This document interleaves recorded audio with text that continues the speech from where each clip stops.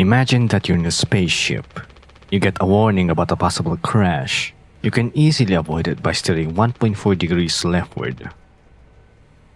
Instead, you steer right into it. You're not done. You turn off the autopilot system. Now, you've doomed yourself and everybody else on board. But who are you? Mouthwashing is a game, and it is quite a game.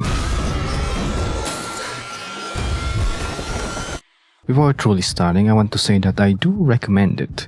A fair warning though, it's a true and true walking simulator with some puzzles in between. But you don't play it for the gameplay though.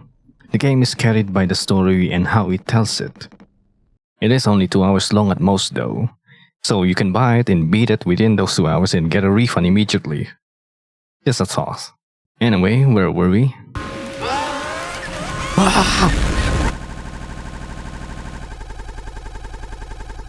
We are in the point of view of Jimmy, and we get to see the characters. Swansea, Anya, and Daisuke. And there's still one more, the former captain of the toolbar. Curly, what can only be described now as a suffering lump of meat.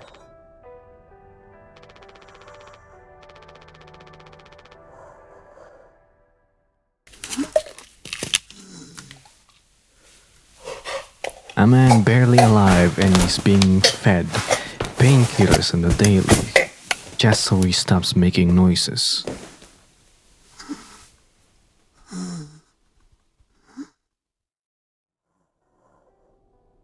The current story is that Curly is the one who's crashed the ship.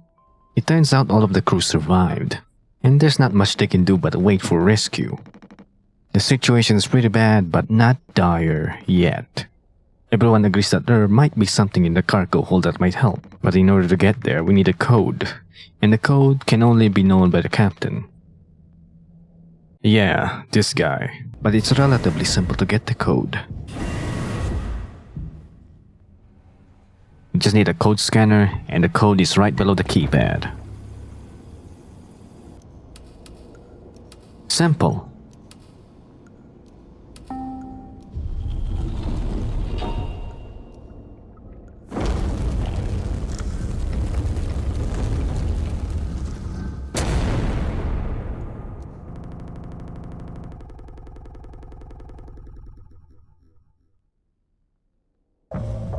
Seven days before the crash, we just got done with a psychological evaluation. And we're in the perspective of one Captain Curly. There's only one person left to be evaluated. But Anya seems apprehensive about giving him the interview. Something about cartoon horses making him act up. Curly volunteers to do the interview himself.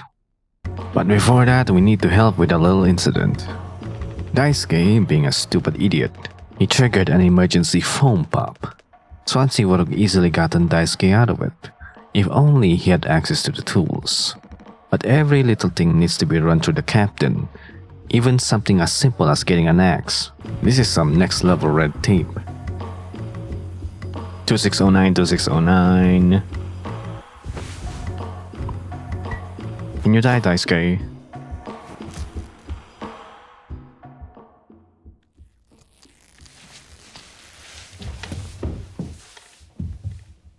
After saving Daisuke, it's time to give Jimmy the psychological evaluation. But as we approach the cockpit, the ship's layout has changed.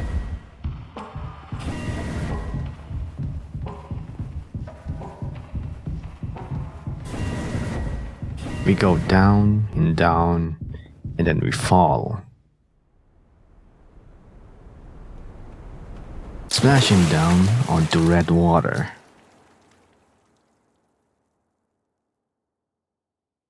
This is the story's way of getting into the headspace of a character. The interior of the ship warps and distorts itself, often changing the mood to ominous. As we walk forward in the pool of blood, broken, bent, and directionless ladders pop out. More and eventually, we snap back to reality.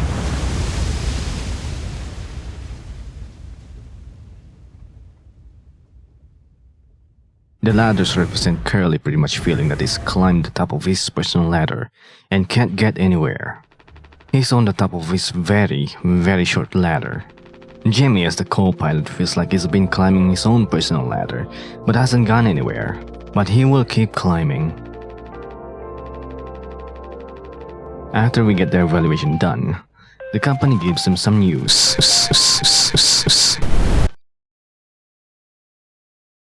At this point of the game, you're probably wondering why this game is called Mouthwashing in the first place.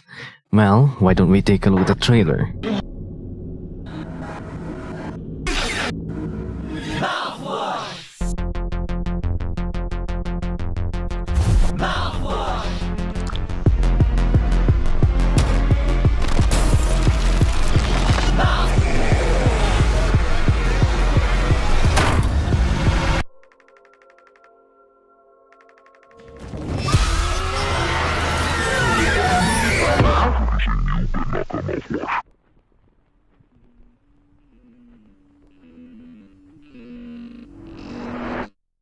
That didn't tell me shit. Mouthwash is what the crew finds inside of the cargo hold.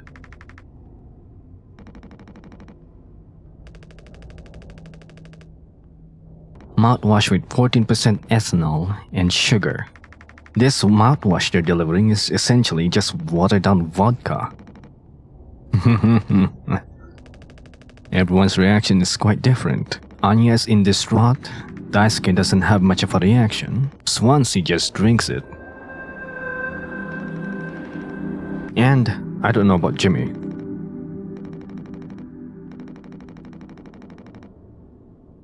Well, they're fucked.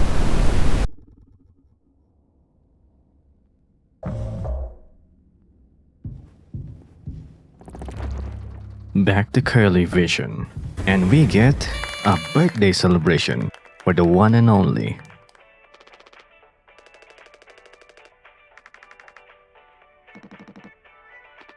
The funny thing is, there's no cake, and in order to get the cake, the captain has to make it himself, because only the captain is allowed to make the cake.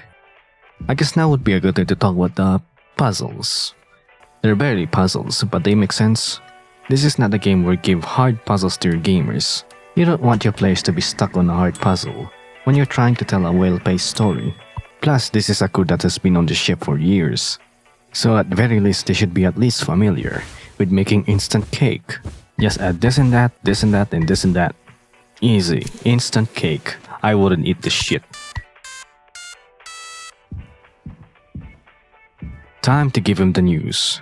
The news is that they've been working for Amazon, and they're fired after this last delivery.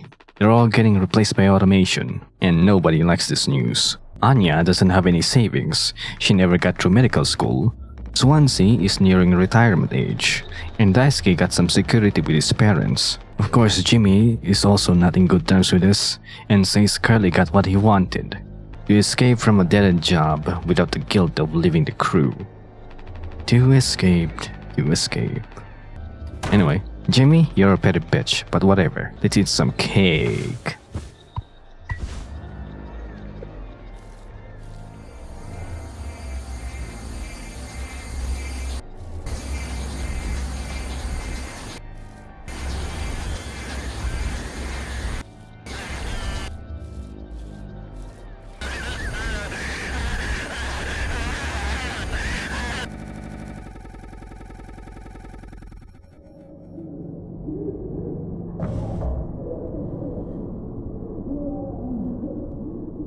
We wake up in the middle of the night, disturbed by the cries of Curly.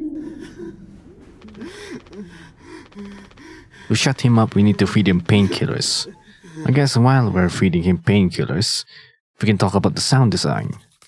It's pretty solid in my opinion. Despite not having any voice acting, you can still convey a lot of emotions with just dots and sound effects.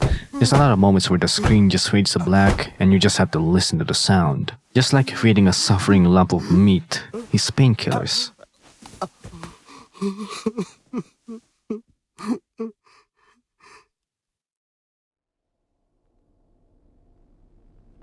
Shut the fuck up, Curly. The music has a lot of the usual horror tracks. The main theme is synthwave, with a lot of underlying baby noises mixed underneath.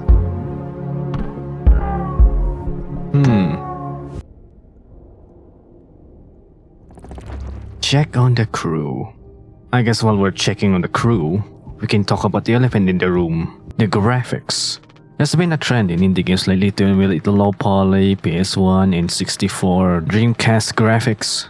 Mostly because people who grew up in that generation are now boomers, and they're now making games that reflect their childhoods for that sweet, sweet nostalgia. I'm not complaining though, as one of the people who grew up in that generation, I like this aesthetic. These simple head bobs and animations can still convey a lot of beats and emotions. I heard from a game dev friend of mine that it's pretty easy to get this kind of aesthetic, so everything is deliberate. So the characters are supposed to almost look like PS1 Lego Man. Well, except for Curly, I myself would take this kinds of graphics any day because it has a lot of personality. Although that could just be my boomer brain talking. I wanna talk about the camera too. Some of these camera angles are quite cinematic when they're not being controlled by the player. I wanna bet that dev actually learned film when making this game.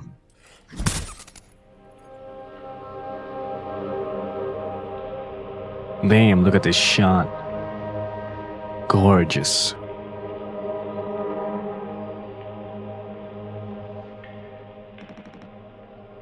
I want to point out how the game transitions from one scene to the next too. I can describe the transitions as very jagged and harsh. The audio always glitches, and it's almost like a game is breaking. Game is 6 hours before judgment. What's happening? Swansea, what the fuck? Metal pipe, rope, bomb?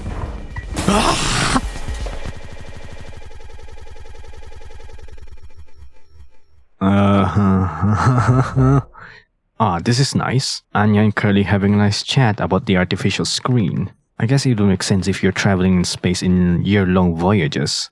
Humans would still need to be able to tell the time with their bodies. In order to do that, they're going to have to simulate the day and night cycle. I guess in this universe, the way they manage to do that is just with screens, not just this. I don't think this is enough though, but we're not given enough information on how things work here. There's a lot more to the circadian rhythm than just screens, but I guess this is just a nice world-building snippet. But anyway, Anya asks about the remaining days in the voyage, and there's still 8 months left. And then she asks one more question. Why do you think the Pony Express puts a lock in the medical room, but not the sleeping quarters? And Curly's answer is safety.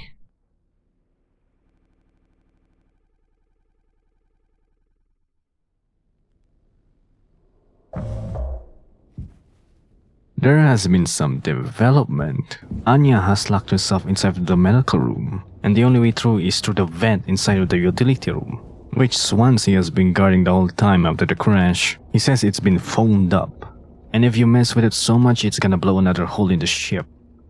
My god, Swansea looks like hell though. I don't know if it's just the lighting or the devs changed its texture. I guess this is the beach body you get when your diet consists of mouthwash and space packets for 4 months. Oh, he's disgusting. Anyway, it's off limit. What the hell happened now? Man, this game really likes telling the story non-linearly. Well, Daisuke is dying. Seems like good old Jim's going to fix this with some disinfectant, which they have run out of. Let's go find the disinfectant. Well, what the fuck is this? It's glitched. There's something in this space that we can't look at, or rather something that Jimmy doesn't want to acknowledge. There's pretty much only one place where we could find some disinfectant, even though it's pretty obvious what's the answer.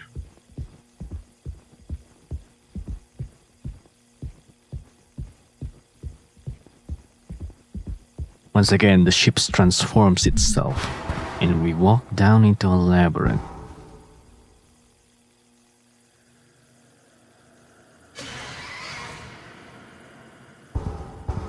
Your mind's pretty fucked up, Jimmy. Where the hell are we? And what the hell is this horse? Is this the horse that makes you act up? Admittedly, this is a pretty cool horror horse creature.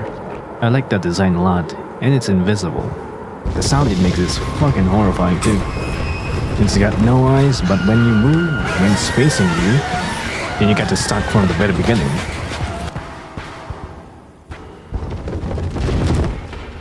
There is no game over state in this game.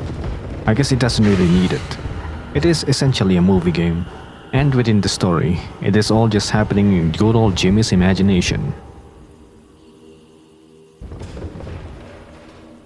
Knowing that you can't game over really pulled away most of the horror aspects of the game, but the story already got me hooked at this point. I want to see this through to the end.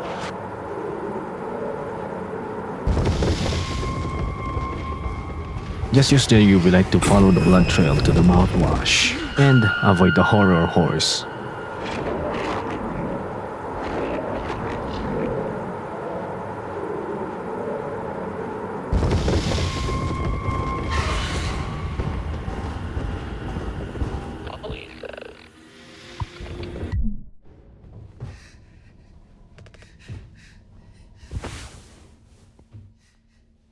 Of course, it's mouthwash. Mouthwash that we pour into.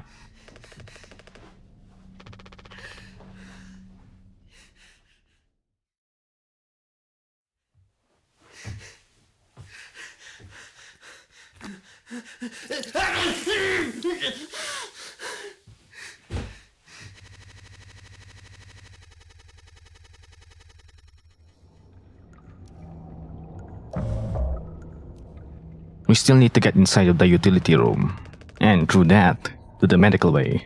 But Swansea is being a stubborn old mule. We have a plan though. Just put him to sleep with a knockout drink. It's simple. Do the same thing with a cake, with some makeshift ingredients, and voila, a Swansea knockout. Yeah, drink it. There's nothing sus about this. There we go.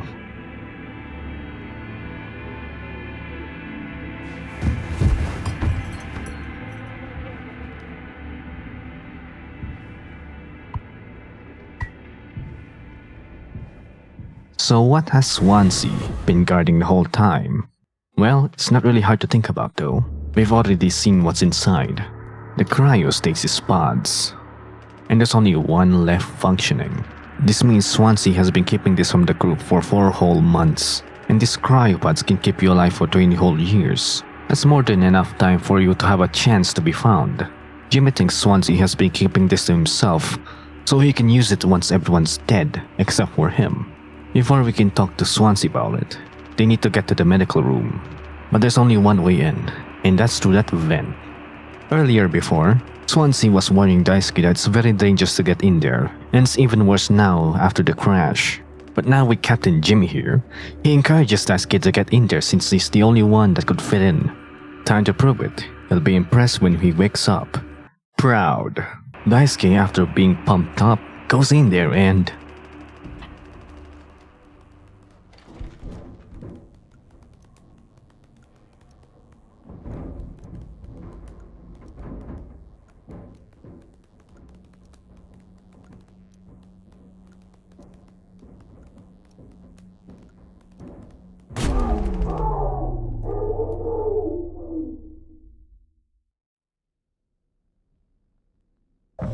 Seems like we're looking for Anya again.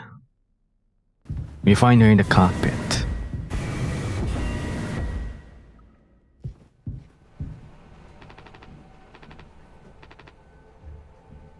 It seems she's tried to take a gun that's only for the captain, but she couldn't because only the captain can know the code to open it up.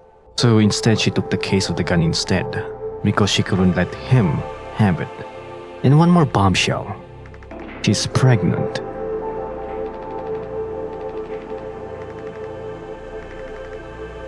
Whether or not it was consensual remains unclear, but the fact remains that Anya is in an 8-month-long trip that would end up in her losing her job and pregnant from a man who's not ready to take any responsibility.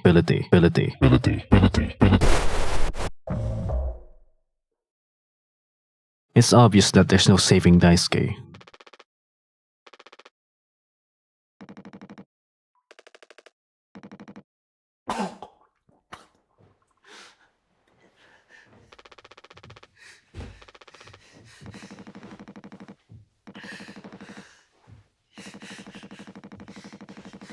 Swansea laments about what he could have taught him and what he could have learned from Daisuke. In another universe, this would have been a heartwarming tale of an old man growing from being cold and bitter to caring and warm towards his apprentice.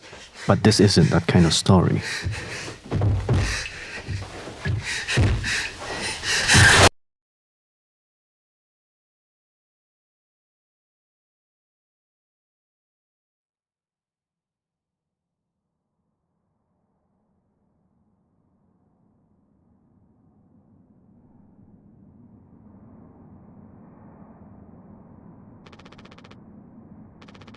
Swansea and Jimmy talk a little bit, but in the end, Swansea just tells him that Jimmy won and earned the cryopod spot.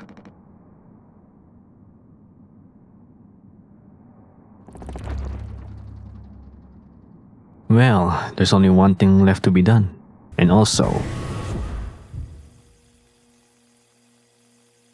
I want to point out on how Anya's death was revealed. You can only see her after Daisuke gets put down, so another death wouldn't be expected. The characters don't point it out. There is no dialogue about it, not even a passing line. You can't even get a closer look, but you see it. You only see it. You can make conclusions on what happened to her, but in the end, he's there and she's dead. Well, you can't mourn the dead when you're trying to save a life. It's unclear exactly what happened inside of the medical room. I personally think she was trying to get Curly to give her the code, but in the end he couldn't help given the state he was in, and she couldn't handle the responsibility.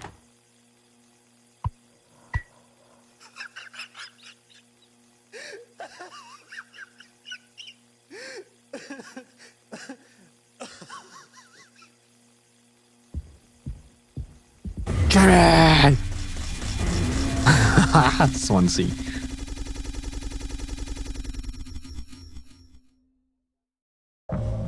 We're finally here. Time to talk to Jimmy. Jimmy admits that he hates how everyone says that Curly is a great leader and how they can get out of this situation. Hello, Curly. I finally get why they call you Curly.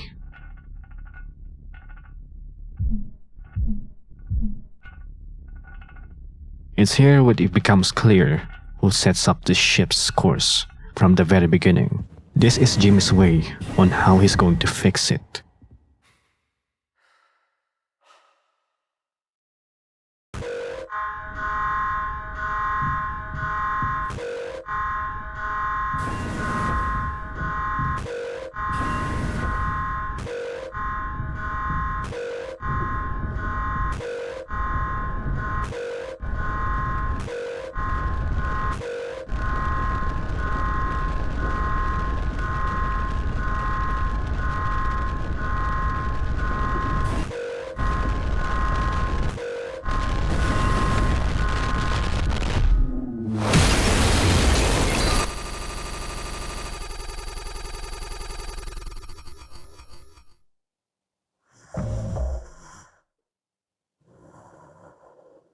And hello everybody. It's time to celebrate this captain's birthday. Daisuke, Swansea, and Anya is here. Everybody's here. Curly too. Whatever. Let's cut the cake.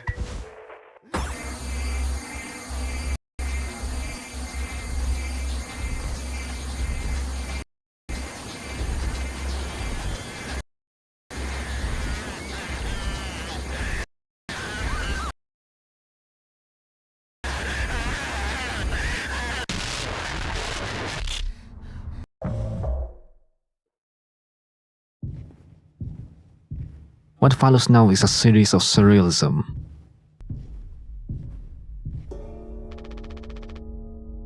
There's no going back anymore.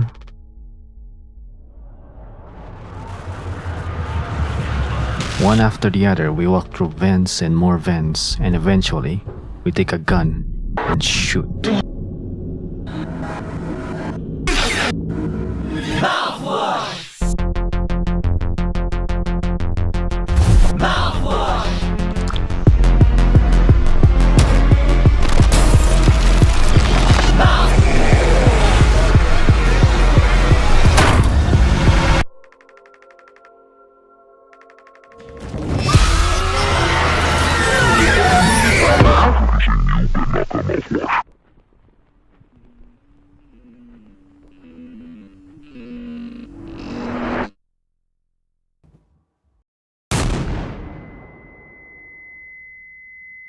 This is pretty much the only time in the whole game where it feels like a game.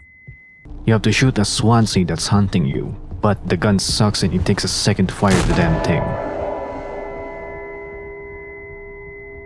But as with the horse before, you only get a reset when you get caught by Swansea. Just keep shooting him and he'll die.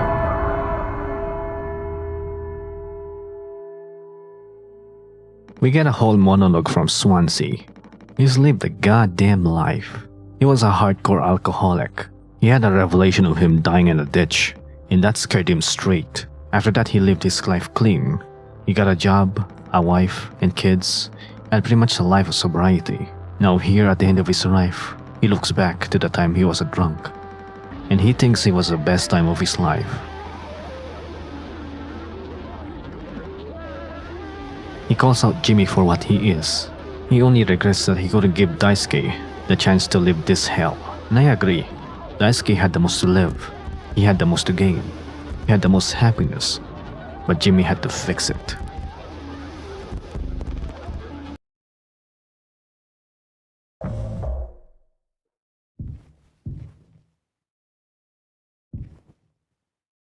We make it through a long corridor of just eyes and eyes in a flesh hall.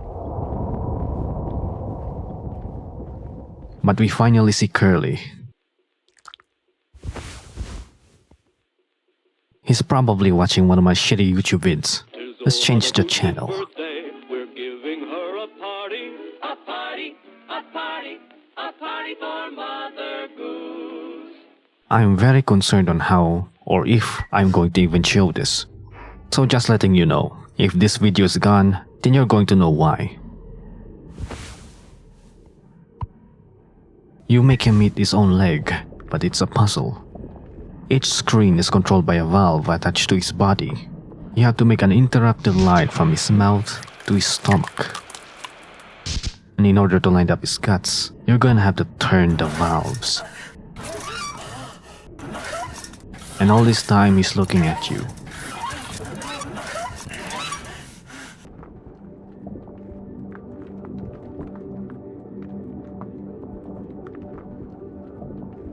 It actually took me an embarrassing amount of time to get it right, so I had to see him vomit out his own leg over and over again.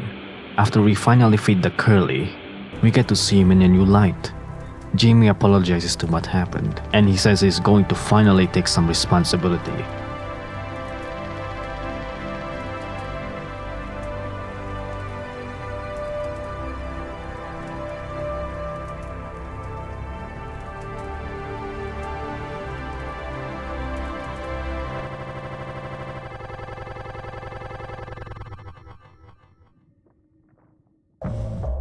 It's time to get even grosser. We find what can only be described as a gigantic looking behelit. It's pretty obvious what you need to do. Just find the horse babies inside of it.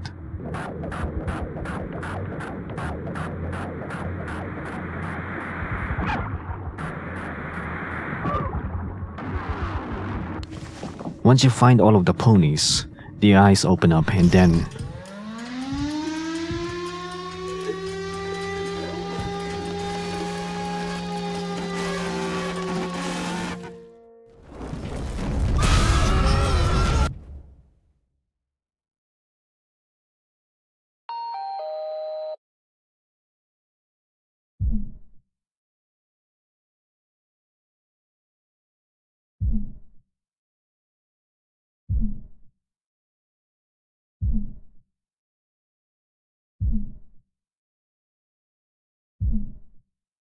it's pretty similar to the invisible horse. Just keep avoiding the damn thing for a while. Yeah, just avoid the baby like a plague.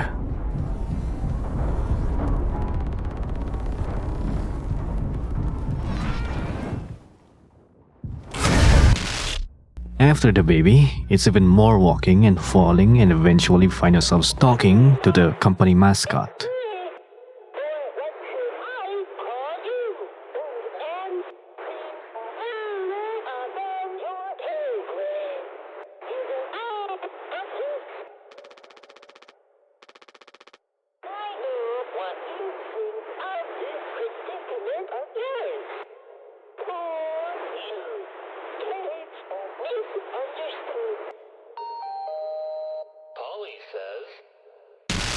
It's kinda funny that the company mascot gets all of these voice lines, yet none of the characters do. In the end of the conversation, Jimmy just declares he's just going to fix it.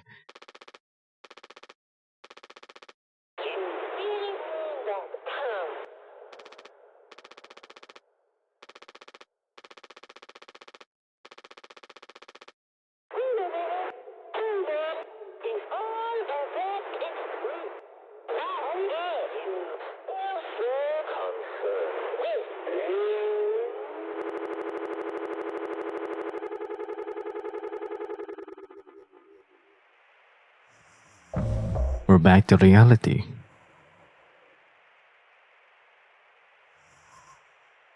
We have Captain Curly in our arms, and everyone's dead.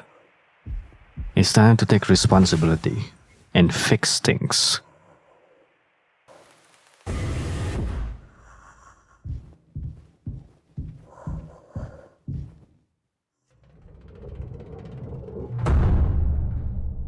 For the last moments of this game, we're going back in the perspective of Curly.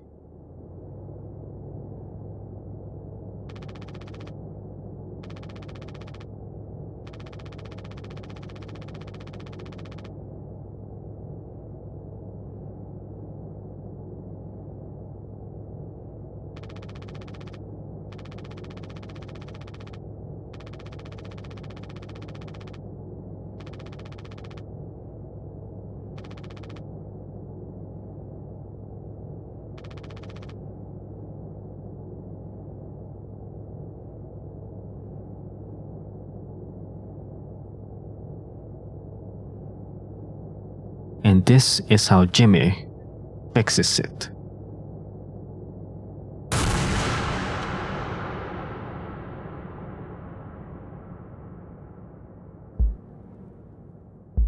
In the end, Jimmy did succeed in his intentions from the very beginning. He managed to take out the crew and himself, with the only exception of Curly, whose state is worse than being dead. The crew of the Tulpa is gone. Only the ship remains and its treasure of endless supply of mouthwashing.